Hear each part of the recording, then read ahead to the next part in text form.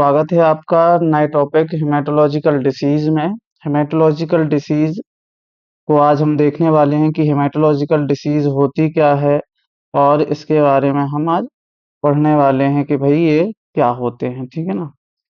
तो समझते हैं हम। हेमेटोलॉजिकल जो डिसीज है ये भाई किससे रिलेटेड डिसीज है? ब्लड से। किससे? ब्लड से।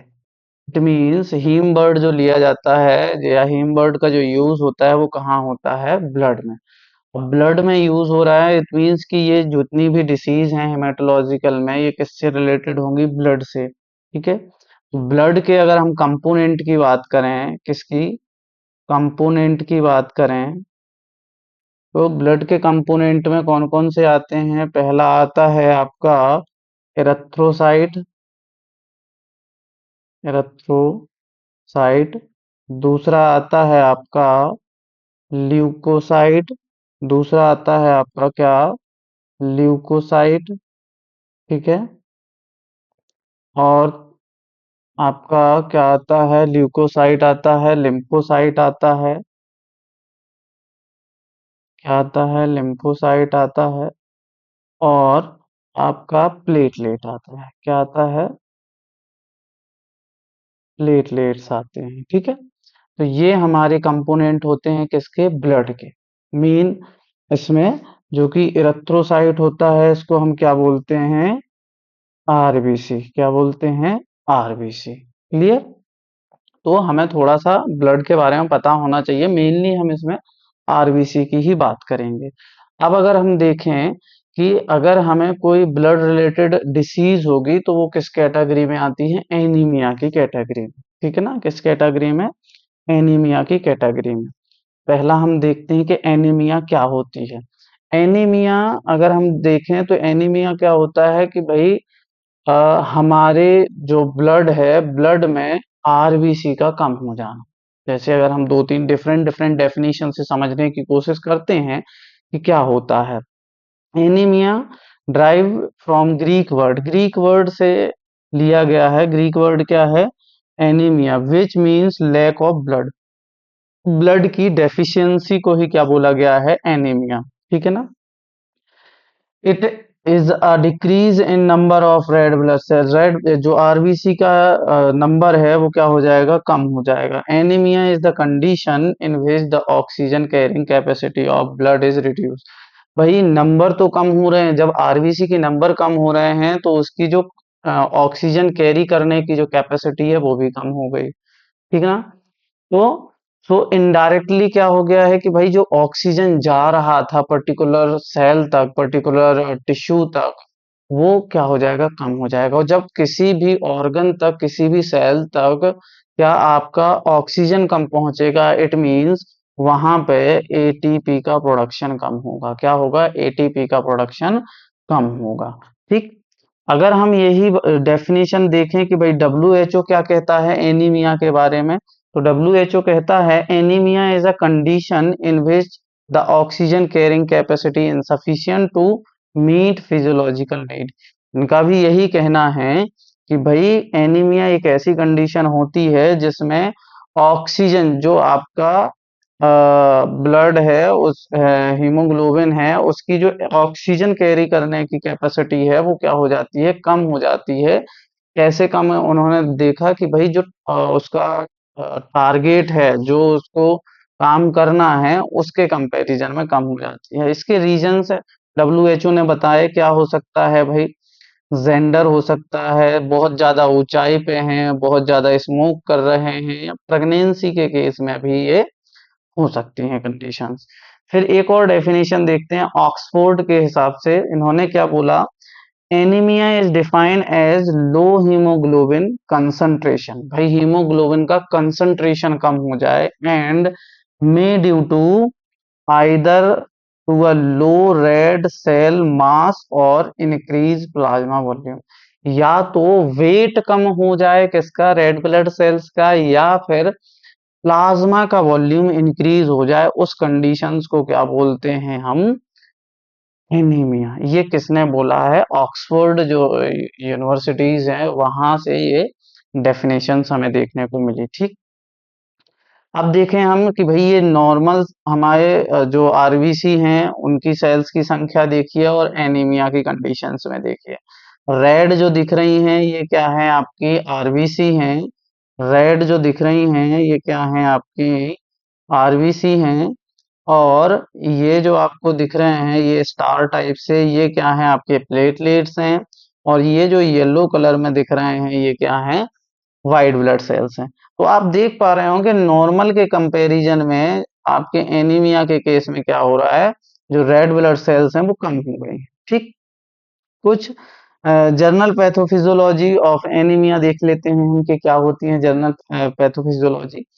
Subnormal level of haemoglobin cause lowered oxygen carrying capacity. भैया क्या हो जाती है ऑक्सीजन कैरी करने की जो कैपेसिटी है वो कम हो जाती है। ठीक।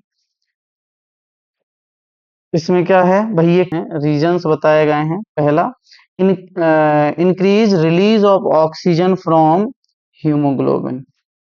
Increase release of oxygen from haemoglobin. Haemoglobin से ऑक्सीजन रिलीज हो जाए, इंक्रीज बहुत ज्यादा रिलीज बढ़ जाए। ठीक है ना। Increase blood flow to the tissue, tissue तक ब्लड फ्लो बढ़ जाए। ठीक है, उसकी वजह से भी ये कंडीशंस बन सकती है। Maintenance of the blood volume, blood volume को मेंटेन करने के लिए भी ये कंडीशंस बन सकते हैं। ठीक है ना। रीडिस्ट्रीब्यूशन या redistribution of blood flow to maintain the cerebral blood supply.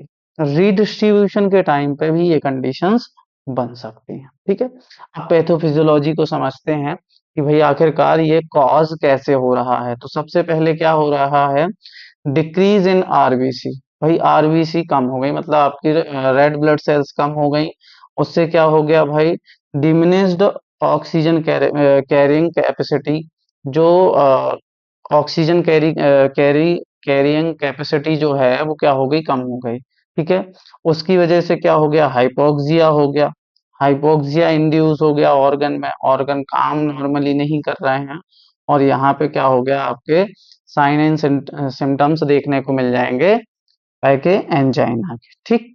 अब देखें कॉज कैसे होता है एंजाइना। भैया एंजाइना के लिए जेनेटिक फैक्टर भी हो सकता है। एक्सेसिव ब्लीडिंग अगर हो गई है तो वो कारण भी हो सकता है। मेंस्ट्रुअल ब्लीडिंग भी हो सकता है। आयरन डिफिशियंसी, आयरन की कमी हो गई है तो उसकी वजह से भी एनीमिया कॉज हो जाएगा। क्यों? क्योंकि आयरन कम हो जाएगा तो भाई आपकी आरबीसी जो है वो लॉस होने लगेंगी, उनका नंबर कम होने लगेगा। कैंसर कॉजिंग भी भाई कुछ कैंसर कॉजिंग एजेंट भी करवा सकते हैं। Impaired metabolism, spleen and enema sorry anaemia. ठीक है ना। तो ये कारण हो सकते हैं किसके आपके एनीमिया कॉज करवाने के। अब सिम्टम्स देख लेते हैं। सभी के लिए सिम्टम्स एक जैसे हैं, कुछ टाइप्स पढ़ेंगे अपन तो सबके लिए एक जैसे सिम्टम्स हैं। एक बार देख लेते हैं कॉमन सिम्टम्स। देखिए एनीमिया की अगर कंडीशन है तो सेंट्रल जो आपका नर्वस सिस्टम है, सेंट्रल नर्वस सिस्टम उसमें क्या हो जाएगा फटीग होगा, थकावट होगी, डिजीनेस हो जाएगी, है ना, और फेंटिंग होगी। और आपका क्या होगा ब्लड वेसल्स में प्रेशर जो होगा ना, ब्लड प्रेशर वो क्या हो जाएगा लो हो जाएगा। हार्ट की अगर बात करें तो पैल्पिटेशन होगा, पैल्पिटेशन होगा, रैपिड हार्ट रेट हो जाएगी, चेस्ट पेन होने लगेगा, हार्ट अटैक की कंडीशन बनेगी। और स्प्लीन की अगर हम बात करें तो स्प्लीन में क्या होगा एनलार्जमेंट हो जाएगा। इंटेस्टाइन की अगर हम बात करें चेंज इन स्टूल कलर, भाई स्टूल का जो कलर है वो चेंज हो जाएगा। मसल्स में वीकनेस आ जाएगी। ठीक है। रेस्पिरेटरी में भाई रेस्पिरेशन जो आप सांस लोगे, सांस ब्रीदिंग करने में क्या होगी शॉर्टनेस होगी। स्किन में आप देखो पेलनेस हो जाएगी, येलो कोल्डनेस हो जाएगी। आई में भी आप देखोगे तो क्या हो जाएगा येलोनेस हो जाएगी। Clear. Next classification of anaemia according to aetiology. भाई इसके कॉजिंग फैक्टर की वजह से कॉजिंग फैक्टर के हिसाब से इसको क्या किया गया है क्लासिफाई किया गया। अगर ब्लीडिंग हुई हो तो क्या हो रहा होगा रिजल्टिंग आरबीसी कम हो जाएगा। एक्सीडेंट या ट्रॉमा की वजह से ये भाई ब्लड लॉस होगा। सर्जरी की वजह से भी आपकी आरबीसी काउंट कम होंगी। Child birth, child birth time जो ब्लीडिंग हो रही है उसकी वजह से भी आरबीसी कम हो जाएंगी। है ना? रप्चर ब्लड वेसल्स अगर रप्चर हो गई उसकी वजह से भी आपकी आरबीसी कम हो जाएंगी या एनीमिया कॉज हो सकता है। मेनोरेसिया का मतलब क्या है? बहुत ज्यादा हैवी ब्लीडिंग हो रही हो, मेंस्ट्रुएशन साइकिल के टाइम पे बहुत ज्यादा हैवी ब्लीडिंग हो तो उसको क्या बोला जाता है? मेनोरेसिया बोला जाता है। इपीटेक्सिस का मतलब है कि भाई ब्लीडिंग होना, लेकिन कहाँ से ब्लीडिंग होती है? नोज से अगर ब्लीडिंग हो रही है, नोज से ब्लीडिंग हो रही हो तो उसको क्या बोला जाता है? एपीटेक्सिस।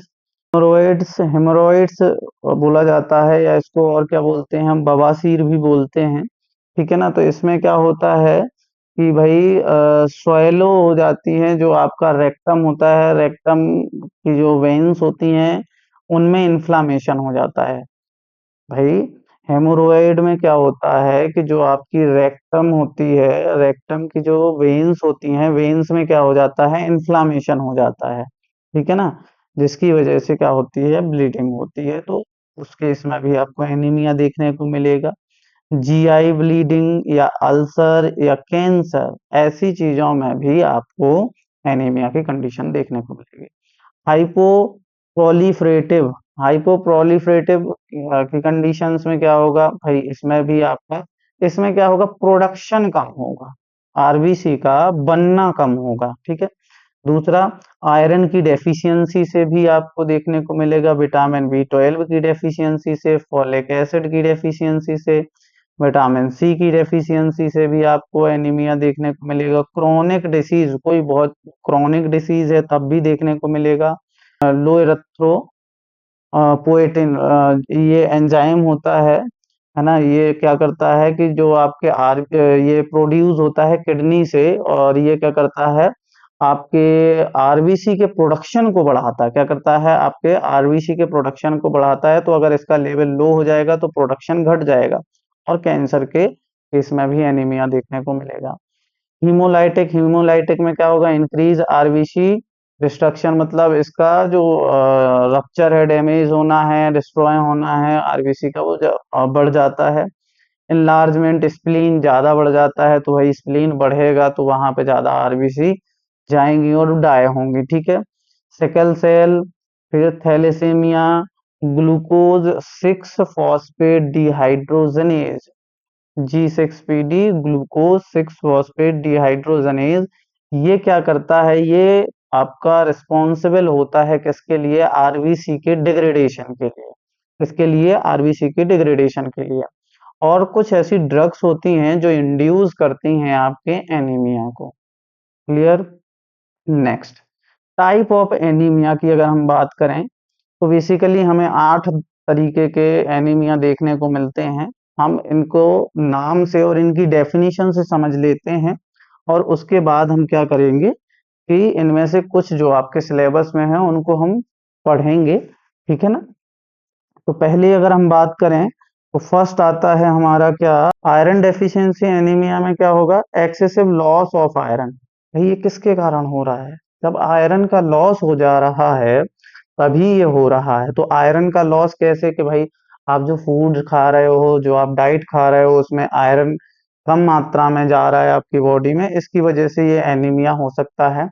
दूसरा कारण क्या हो सकता है? मेंस्ट्रुअल ब्लीडिंग, जो मेंस्ट्रुएशन साइकिल के टाइम पर जो ब्लीडिंग है फीमेल में, उस टाइम पे, या फीमेल में फीटस की ग्रोथ हो रही है तो उस टाइम पे क्या होता है? आयरन बहुत ज्यादा एक्सेसिव अमाउंट में चाहिए होता है ना? तो वहां पे भी डेफिशिएंसी हो जाती है, इसकी वजह से ये कॉज हो सकता है। फिर मेगलोब्लास्टिक एनीमिया दो कारण से होता है। एक तो आपका विटामिन बी 12 और फॉलिक एसिड, ये क्या होते हैं? इनका इंटेक कम हो जाए, अगर आपकी बॉडी में विटामिन बी 12 और फॉलिक एसिड की कमी हो जाए, उसकी वजह से मेगलोब्लास्टिक एनीमिया होगा। और दूसरा क्या होगा? Red bone marrow produce abnormal RBC. साथ ही साथ क्या होता है? जो रेड बोन मैरो है वो क्या करता है? प्रोड्यूस करता है आरबीसी को, तो वो एबनॉर्मल होती हैं, नॉर्मल आरबीसी को प्रोड्यूस नहीं करता है। जैसे कि इसमें एक एग्जाम्पल दिया गया है कि भाई कैंसर की जो ड्रग्स होती हैं वो क्या करती हैं? इस तरीके के सिम्टम्स शो करती हैं। ठीक है।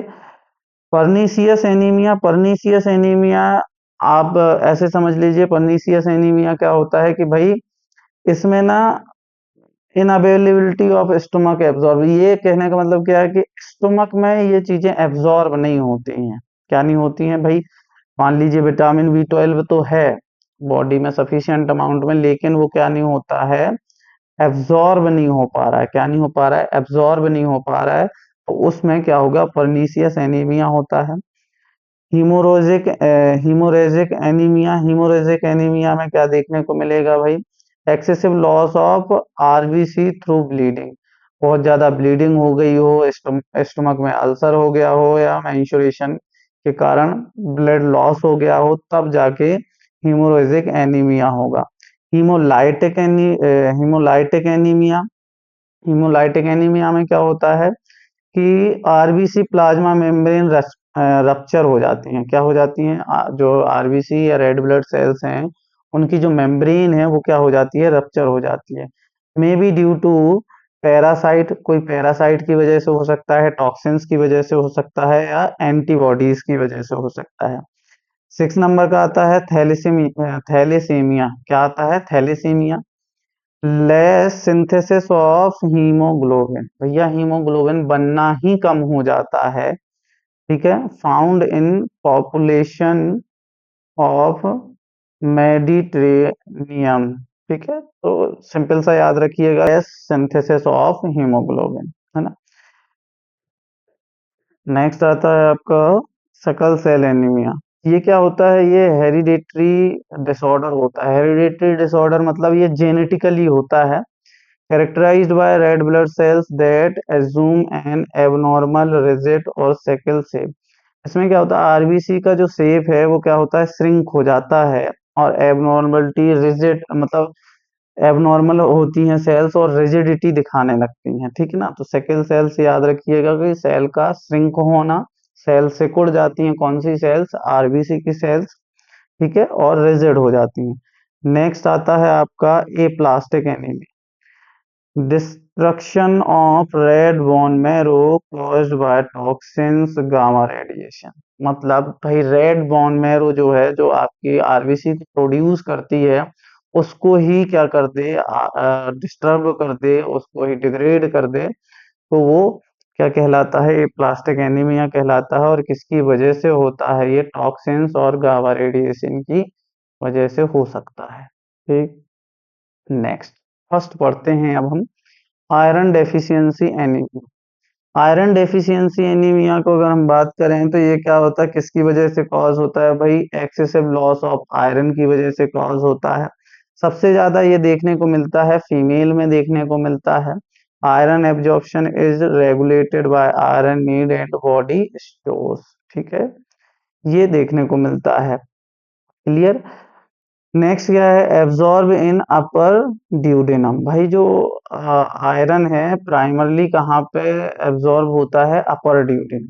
तो ये हमें बेसिक सी चीजें लिखनी है, ये इंट्रोडक्टरी पार्ट है। ठीक है, अगर हम इसकी पैथोफिजियोलॉजी को समझें तो पैथोफिजियोलॉजी को समझें, भाई ये क्या है? प्रीडिस्पोजिंग फैक्टर्स इसमें कुछ रिस्पॉन्सिबल होते हैं। प्रीडिस्पोजिंग फैक्टर्स जैसे मेंस्ट्रुएशन, या दूसरा आपका क्या होता है? प्रेसिपिटेटिंग फैक्टर कुछ इन्वॉल्व होते हैं, जैसे कि इनएडिक्वेट आयरन इनटेक, और faulty diet, blood loss, pregnancy, ये कुछ कारण रिस्पॉन्सिबल होते हैं इसके लिए। जैसे ही आपका मेंस्ट्रुएशन साइकिल से क्या हुआ? आपका intake of iron rich food with blood loss. भाई आपने आयरन रिच फूड खा रहे हो, लेकिन अब मेंस्ट्रुएशन साइकिल की वजह से, या ब्लड लॉस की वजह से, या प्रेगनेंसी की वजह से क्या हो गया? आपका आ, जो इनटेक है वो तो कम हो गया, और साथ में ब्लड लॉस भी हो गया। तो उसकी वजह से iron in body is used up, जो आयरन था वो भाई यूज्ड हो गया। उसके बाद क्या हुआ? Decrease iron reserve need for haemoglobin production. भाई अब जरूरत पड़ रही है किसको? हीमोग्लोबिन को बनाने के लिए आयरन की। देन क्या हुआ? Step by step decrease RBC production due to lack of, भाई लैक ऑफ हीमोग्लोबिन। हीमोग्लोबिन कम है, उसकी वजह से आरबीसी का प्रोडक्शन कम हो गया। और नेक्स्ट क्या हुआ, डिक्रीज ऑक्सीजन एंड हीमोग्लोबिन। तो क्या हो गया, डिक्रीज ऑक्सीजन एंड हीमोग्लोबिन, तो उसकी वजह से क्या हो गया भाई कि ऑक्सीजन और हीमोग्लोबिन डिक्रीज हो गया। ये पैथोफिजियोलॉजी है।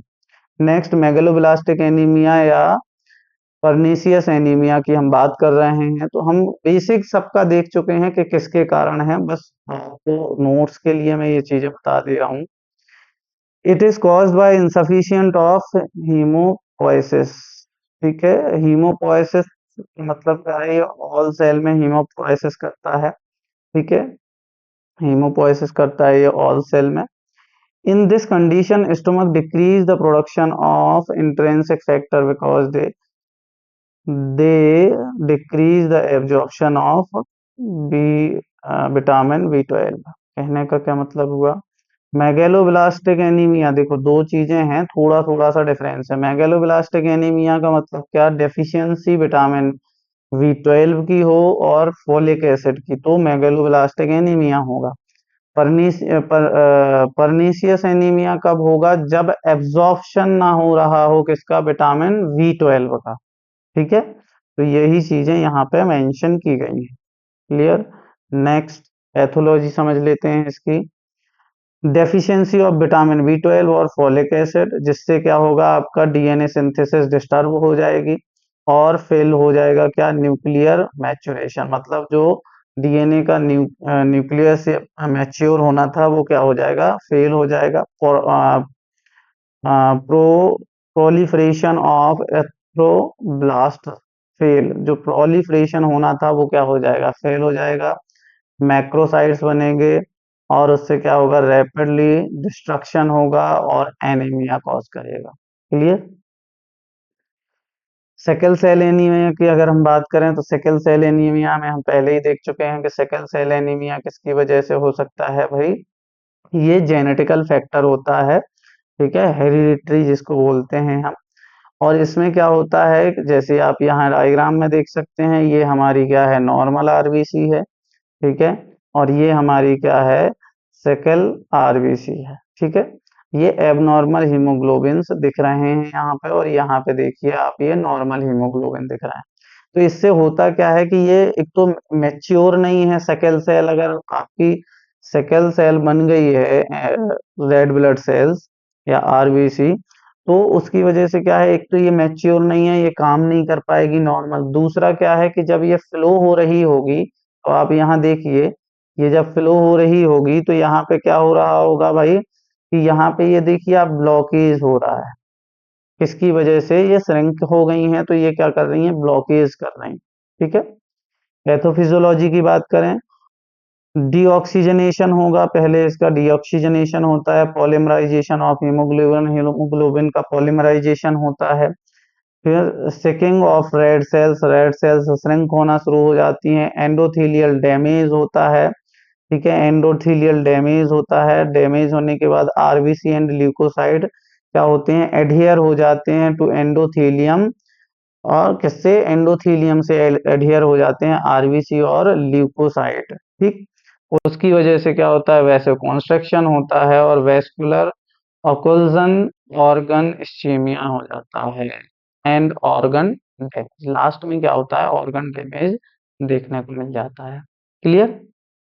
छोटे छोटे से टॉपिक हैं ये, कुछ ज्यादा बड़ा नहीं है, बट थोड़ा सा देखने की जरूरत है। ठीक है, ये थैलेसीमिया की बात कर रहे हैं। Thalassaemia it is inherited disease है, ये क्या है, इनहेरिटेड डिसीज है भाई। थैलेसीमिया आल्सो हेमोलाइटिक एनीमिया भी बोला जाता है, which hemoglobin produce in decrease RBC are small pale and short lived। ठीक, तो इसको आप पढ़ सकते हैं, मैं इनका डिस्क्रिप्शन बता चुका हूँ। ठीक, ये नॉर्मल है आपकी आरबीसी, और ये थैलेसीमिया में क्या है, अब यहाँ पे क्या हो गई थी, वो श्रिंक हो गई थी, है ना, श्रिंक होके बहुत पतली पतली सी शेप बना ली थी।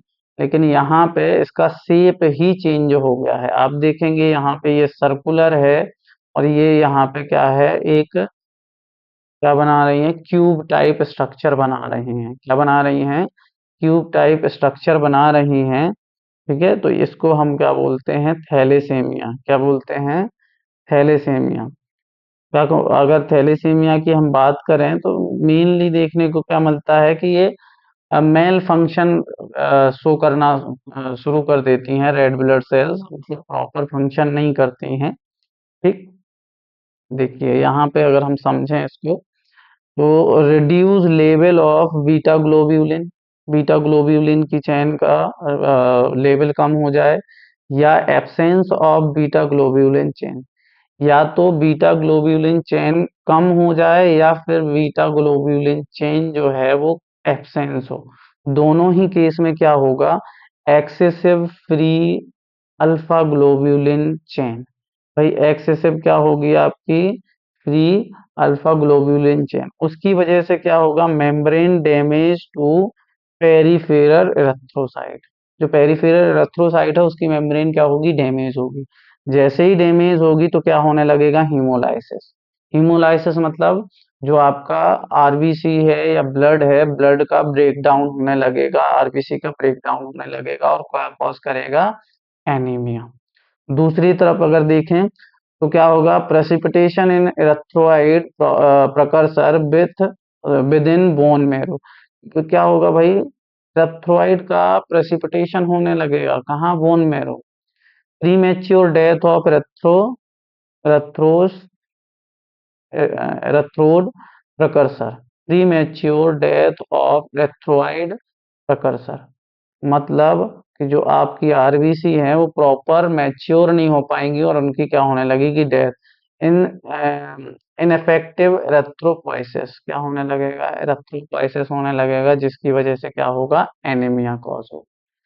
अब एनीमिया कॉज हो गया है तो कुछ और कंडीशंस भी बनेगी। क्या होगी भाई, जो आपका एरिथ्रोपोएटिन जो एंजाइम है वो क्या होगा, रिलीज होगा, सॉरी इंक्रीज होगा। क्या होगा, एरिथ्रोपोएटिन एंजाइम इंक्रीज होगा, जिसकी वजह से क्या होगा कि आपका जो आरबीसी का प्रोडक्शन है वो बढ़ जाएगा, बोन मेरो एक्सपेंशन होगा, स्केलेटल चेंज और हाइपर मेटाबोलिक स्टेज बनेगी।